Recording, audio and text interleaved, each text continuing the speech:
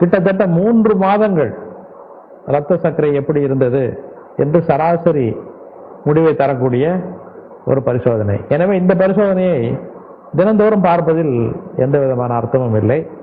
3 மாதத்திற்கு ஒரு முறை இந்த ஹீமோகுளோபின் A1C என்று சொல்லக்கூடிய இனிப்பாக்கப்பட்ட ஹீமோகுளோபினை பார்த்தால் போதும்.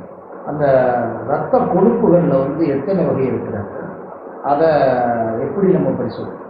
ரத்த கொழுப்புகளில் பல வகை இருக்கின்றன. கொலஸ்ட்ரால் என்பது ஒரு வகை, ட்ரைகிளிசரைடு என்பது ஒரு வகை. இந்த இரண்டையும் தான் நாம் வழக்கமாக பரிசோதனை செய்கின்றோம். கொலஸ்ட்ராலில் பல வகை இருக்கின்றது. டோட்டல் கொலஸ்ட்ரால், கொலஸ்ட்ராலில் அடர்த்தி மிகுந்த கொலஸ்ட்ரால், அடர்த்தி குறைந்த கொலஸ்ட்ரால், மிகவும் அடர்த்தி குறைந்த கொலஸ்ட்ரால் என்று இருக்கின்றன. ஒவ்வொன்றையும் தனித்தனியாக பரிசோதனை செய்வதற்கான வழிகள் இருக்கின்றன.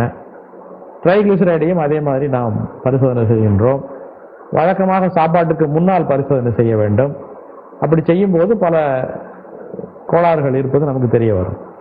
இப்போ இந்த ரத்தத்தில் யூரியா, கிரியாடினைன் மாதிரி போன்ற உப்புக்களை எல்லாம் பரிசோதிக்க என்ன மாதிரி வழி? சர்க்கரை நோயாளிக்கு நெடுநாள் நோய் இருந்து சரியான முறையான வைத்தியம் அவர் செய்யவில்லை என்றால் சிறுநீரகங்கள் பாதிக்கப்படுவதற்கான வழி இருக்கின்றது. சிறுநீரக பாதிப்பிலே முதல் கட்டம், 2வது கட்டம், 3வது கட்டம், 4வது கட்டம், கடைசி கட்டம் என்று பிரித்திருக்கிறார்கள். அந்த 4வது கட்டத்தை இந்த நோயாளி நெருங்கும் பொழுது அந்த ரத்தத்தில் இருக்கக்கூடிய புரத கழிவுகள், அந்த கிரியாட்டினின் அண்ட் யூரியா என்பவை புரத உணவுச்சத்து பயன்படுத்தப்பட்ட பிறகு வரக்கூடிய கழிவுகள், அவற்றை உப்புக்கள் என்று வழக்கமாக அழைக்கின்றோம். அந்த உப்புக்கள் வெளியேற்றப்படாமல் ரத்தத்தில் அதிகரிக்க ஆரம்பிக்கின்றன. அந்த உப்புக்கள் ரத்தத்தில் அதிகரித்தால் அவை மற்ற உறுப்புகளை பாதிக்கும், இதயத்தை பாதிக்கும், திடீரென்று உயிரிழப்பை கூட ஏற்படுத்தலாம். எனவே சர்க்கரை நோயாளிக்கு சிறுநீரகம் பாதிக்கப்பட்டிருக்கின்றது, அதுவும் அவர் கிட்டத்தட்ட அந்த 3ஆம் நிலையிலிருந்து 4ஆம் நிலைக்கு போகிறார் என்ற நிலையில் அடிக்கடி யூரியா, கிரியாட்டின் போன்ற பரிசோதனைகளை நாம் மேற்கொள்ள வேண்டும். இந்த மாதிரி இந்த இந்தியாவில் காச நோய் ரொம்ப மிகுதியா இருக்கக்கூடிய நம்ம நாட்டில் இந்த நெஞ்சை எக்ஸ்கதிர் படம் மூலம் எப்படி இந்த சர்க்கரை நோயாளிகளும் பொதுவான ஜனத்தொகையோடு சேர்ந்தவர்கள் தான். நம் ஜனத்தொகை மக்கள் தொகையில் 2% மக்களுக்கு காச நோய் இருக்கின்றது. சர்க்கரை நோயாளிகளுக்கும் 2% தான் இருக்க வேண்டும். ஆனால் சர்க்கரை நோய் இருப்பவர்களுக்கு காச நோய் வருவதற்கான வாய்ப்புகள் அதிகமாக இருப்பதால் கிட்டத்தட்ட 12% நோயாளிகளுக்கு காச நோயும் சர்க்கரை நோயும் சேர்ந்தே இருக்கின்றன. இந்த 12% என்பது ஒரு பெரிய சதவிகிதம். எனவே சர்க்கரை நோயாளியை முதன்முறையாக பார்க்கும் பொழுது கட்டாயமாக ஒரு எக்ஸ் கதிர் படப்பிடிப்பை மேற்கொள்ள வேண்டும். நெஞ்சில் காச நோய் இல்லை என்பதை உறுதி செய்து கொள்ள வேண்டும். அதற்கு பிறகு வருஷத்திற்கு ஒரு முறையோ அல்லது எப்பொழுதெல்லாம் ஒரு வாரத்திற்கு மேல் இருமல் இருந்தாலோ இந்த எக்ஸ் கதிர் படப்பிடிப்பை நாம் எடுத்து காச நோய் இல்லை அல்லது இருக்கிறது என்று உறுதி செய்து கொள்ள வேண்டும். இப்போ சர்க்கரை நோயாளிகளுக்கு இதய நோயாளிகளாகவும் இருக்காங்க. இவங்க 2 பேரும் இந்த மாதிரி 2 நிலையிலே இருக்கக்கூடியவங்களுக்கு எத்தனை நாளைக்கு ஒரு தடவை அவங்களுக்கு பரிசோதனை செய்யணும்? சர்க்கரை நோயாளிகளில் பலர் இருதய நோய் இருப்பவர்களாகவே கருதப்படுகிறார்கள். ஏனென்றால் சர்க்கரை நோயாளிகளுக்கு இருதய நோய் வரும் வாய்ப்பு அவ்வளவு அதிகம். எனவே முதன்முறை சர்க்கரை நோயாளியை பார்க்கும் பொழுது நிச்சயமாக இதயத்தை பற்றி ஒரு சில பரிசோதனைகள் கட்டாயம் செய்யப்பட வேண்டும். அதில் மிகவும் மலிவாக எளிதாக செய்யக்கூடிய பரிசோதனை மின் வரைபடம் எடுத்தல். எனவே சர்க்கரை நோயாளியை முதல் பார்க்கும் பொழுது கட்டாயமாக மின் வரைபடம் எடுத்து பார்க்க வேண்டும்.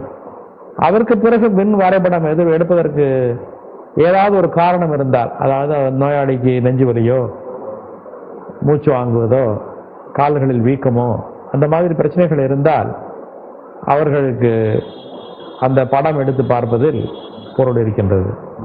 இப்ப இந்த இதய மின் வரைபடம் காட்டாதது இந்த எக்கோ ஸ்கேன் காட்டுமா? இதய மின் வரைபடம் 100 ஆண்டுகளாக இருக்கிறது. அந்த காலத்தில் எல்லாம் முழுக்க அதை நம்பியே இதய நோயை பற்றி கண்டுபிடித்துக் கொண்டிருந்தோம்.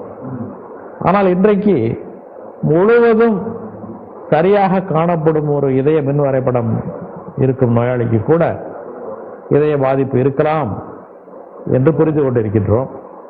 இதை எப்படி கண்டுபிடிப்பது என்று பார்க்கும் பொழுது, அந்த இதயம் ஓடும் பொழுதே அதை படம் பிடித்து பார்க்கக்கூடிய எக்கோ கார்டியோகிராஃபி என்ற ஒரு முறையினால் அந்த இதயம் செயல்படுவதை நாம் கண்டுபிடிக்க முடியும். இதயத்துக்குள் எவ்வளவு ரத்தம் இருக்கின்றது, எவ்வளவு ரத்தத்தை அது பீச்சி வெளியே அடிக்க முடிகின்றது என்பதை அளக்க இந்த எக்கோ கார்டியோகிராஃபி பயன்படுகின்றது. எனவே மின் வரைபடத்தில் தெரிவதற்கு முன்னால் கூட இதய செயலிழப்பை நாம் எக்கோ கார்டியோகிராஃபி பண்ணுவதன் மூலமாக கண்டுபிடிக்க முடியும். இப்போ இந்த எக்கோ காட்டாததை கூட அந்த நாளப்படங்கள் காட்டுறதுக்கு வாய்ப்பு இருக்கு. அதாவது ஒரு மனிதருக்கு இதய பாதிப்பு இருக்கிறது என்ற ஒரு ஐயம் ஏற்படுகின்றது, ஒரு நெஞ்சு வலி வருகிறது. எக்கோவில் கூட இதயம் சரியாக இயங்குவது போல தோன்றலாம். சில பகுதிகளில் ரத்த ஓட்டம் குறைந்திருக்கலாம். அந்த ரத்த ஓட்ட குறைபாடு எக்கோ காட்ட முடியாது. அதை கண்டுபிடிப்பதற்காக தமனிகளில் சாயங்களை ஏற்றி அந்த சாயம் இதயத்தை அடையும் பொழுது, இதய நாளங்களை அடையும் பொழுது எக்ஸ் கதிர் படம் எடுத்து, அதுவும் சினிமா மாதிரி ஓடக்கூடிய எக்ஸ் கதிர் படங்களை எடுத்து ஆஞ்சியோகிராஃபி என்ற முறையில் பார்க்கும் பொழுது சிறு சிறு அடைப்புகள் 30%, 40% அடைப்புகளை கூட நாம் கண்டுபிடிக்க முடியும். ஆரம்ப காலத்திலேயே அந்த நோயாளிக்கு நல்ல சிகிச்சை முறைகளை நாம் பரிந்துரைக்க முடியும். இப்போ இந்த நாளப்படங்கள் சொல்றீங்களா, இது காட்டாதை கூட ஸ்பைரல் சிடி எதுவும் காமிச்சுன்னா, அதாவது அதற்கு மேலும் சிலருக்கு ஐயம் இருக்கலாம், இந்த நாளங்கள் அடைபட்டு இருக்கின்றனவா இல்லையா என்று. அப்ப அதுக்கு மேல ஒரு மெத்தட் இருக்கு. இந்த சிடி ஸ்கேன் என்பதில் ஒரு லேட்டஸ்ட் டெக்னாலஜி, ஸ்பைரல் சிடி என்ற முறை.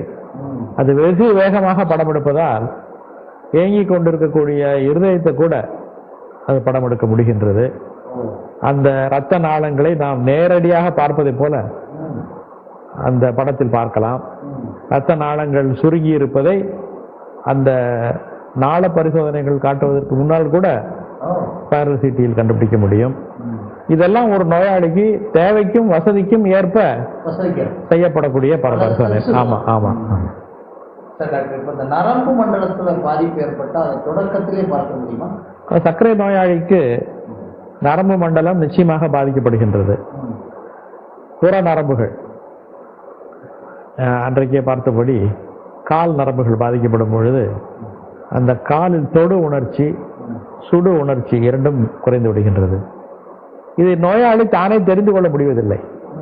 அவர் நல்லாதான் இருக்கும்னு நினைச்சு வெயில நடந்துருவாரு, காலில் கொப்பளங்கள் ஏற்படும். அதுக்கப்புறம் தான் அவருக்கு ஒருவேளை நமக்கு உணர்ச்சி மறத்து போயிருக்கிறதோ என்ற சந்தேகம் ஏற்படும். அந்த மாதிரி ஒரு நிலைமை வராமல் இருப்பதற்காக சர்க்கரை நோயாளிகளை முதன்முறையாக பார்க்கும் பொழுது கால்களை நன்றாக பரிசோதிக்க வேண்டும். அதற்கு பல கருவிகள் இருக்கின்றன. தொடு உணர்ச்சியை அளக்கக்கூடிய கருவிகள், அந்த வைப்ரேஷன் சென்டர் என்ற அதிர்வுகளை உணரக்கூடிய